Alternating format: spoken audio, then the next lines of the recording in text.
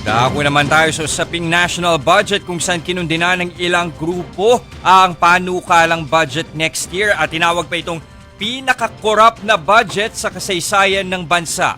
Kabilang sa pinalaga nila ay ang zero subsidy para sa PhilHealth sa susunod na taon. Narito ang report ni JC Cosico.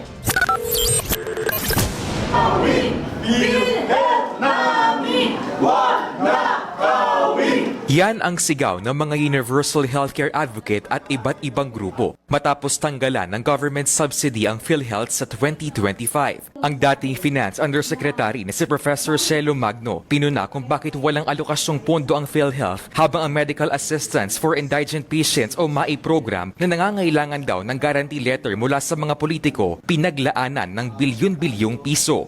Patronage politics po ito eh. Kailangan mo munang mamalimos bago ka makinabang sa tax na binayaran mo na para sana sa kalusugan mo.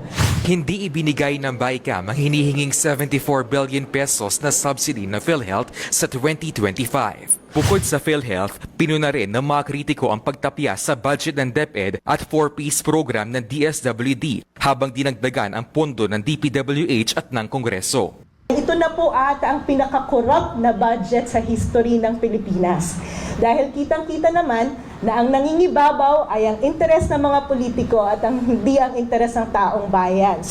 Kaya panawagan nila kay Pangulong Bongbong Marcos, huwag aprobahan ang panukalang budget at ibalik ito sa Kongreso. At kung sakaling aprobahan pa rin ng PBBM, iaakyat daw nila ito sa Korte Suprema.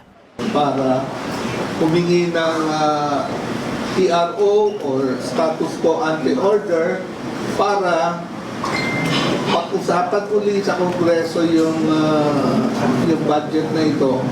Una nang dinepensahan ni Pangulong Marcos ang zero government subsidy sa PhilHealth sa 2025 dahil sa bilyong pisong reserve funds nito. Ang PhilHealth naman, tiniyak na hindi sila magtataas ng kontribusyon sa kabila ng kawalan ng subsidy. Yung pong ating premium contributions ay nakasulat or nasasaad dun sa Universal Healthcare Law at ang pinakahuli pong premium increase doon is yung 2024 na maximum of 5%. So na-reach na po natin yon.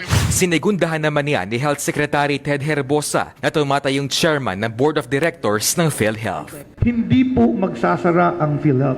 Even without the subsidy, yung indirect, yung indigent, yung senior citizen, yung PWD, they will still be covered their benefits.